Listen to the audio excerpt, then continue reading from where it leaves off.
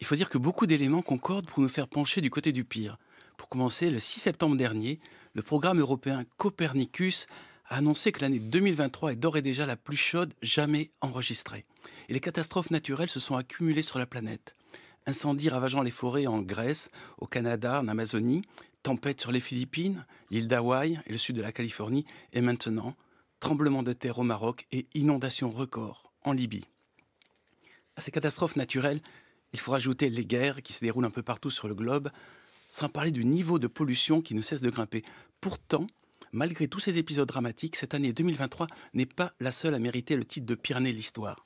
Car cela reste encore loin, très loin, de la terrible, l'effrayante, l'abominable année 536 après Jésus-Christ. L'année 536. Bon, j'imagine qu'elle a de sérieux arguments pour mériter ce titre.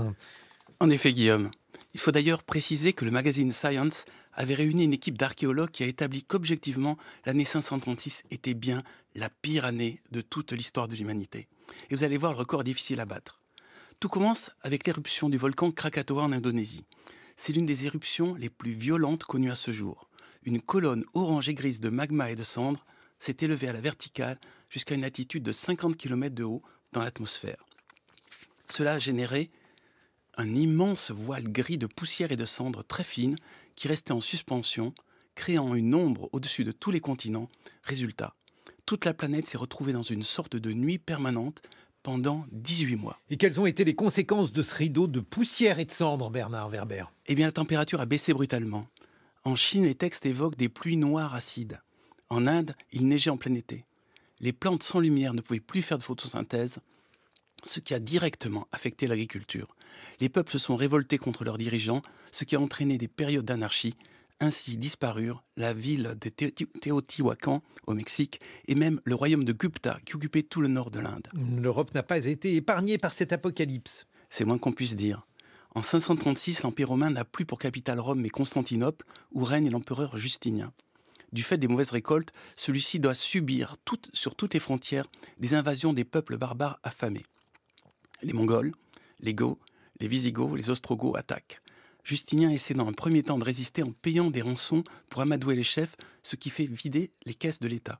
Cette politique déplaît à ses sujets qui se révoltent, les sénateurs montent des complots contre lui. Et un malheur n'arrivant jamais seul, s'ajoute à ces petits tracas un nouveau gros souci, la peste bubonique.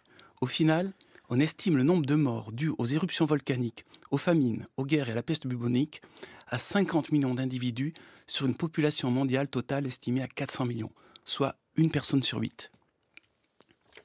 Mais alors, Bernard, puisqu'il faut bien trancher, quelle fut la pire année? Pour ma part, et à l'échelle de mon existence, je ne saurais considérer 2023 comme la pire année de l'histoire, puisqu'elle marque mon arrivée sur cette antenne. Mais soyez certains que je saurai me souvenir de ces délicieux moments passés à France Culture si je me retrouve frappé d'ici la fin de l'année de peste bubonique, ou si la planète se retrouve à nouveau plongée dans une nuit permanente. On va écarter ces deux éventualités.